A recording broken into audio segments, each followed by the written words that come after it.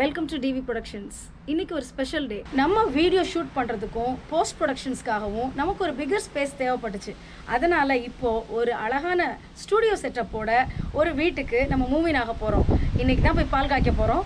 வாங்க வீட்டுக்குள்ளே போகலாம். நம்ம அக்கா இப்போது பால் காய்ச்சிட்டு இருக்காங்க.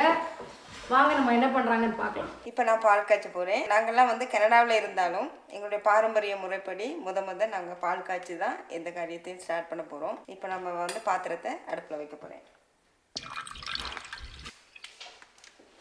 இப்போ பால் நம்ம பாத்திரத்தில் ஊற்றியாச்சு. இப்போ அடுப்பு ஆன் பண்ணணும். இந்த டிவி ப்ரொடக்ஷனுடைய லிட்டில் ஏஞ்சல் இப்போ அடுப்பு ஆன் பண்ண போகிறாங்க.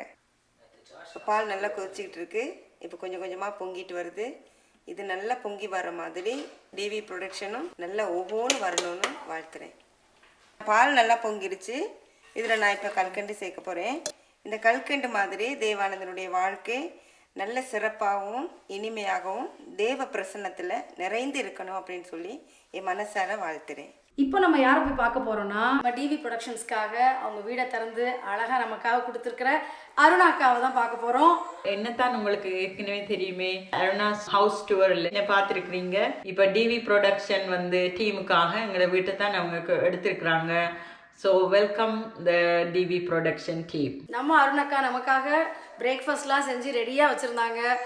ரொம்ப சந்தோஷம். நம்ம என்னெல்லாமோ பண்ணியிருக்காங்க, அவங்க தான் நமக்கு சொல்ல போகிறாங்க. இன்றைக்கு காலையில் பிரேக்ஃபாஸ்ட்டுக்காக நான் இட்லி செய்திருக்கிறேன். அதுக்கு சாம்பார் மற்றும் பொங்கலுக்கு ஒரு காரமான ஒரு வெங்காய சட்னி, அதோடு சேர்த்து சர்க்கரையும் வச்சுருக்கேன். இனிப்புக்கு வாழைப்பழம் இருக்குது, அதோடு சேர்த்து ஒரு ஜூஸ், என்னுடைய ஃப்ரூட் பஞ்ச்.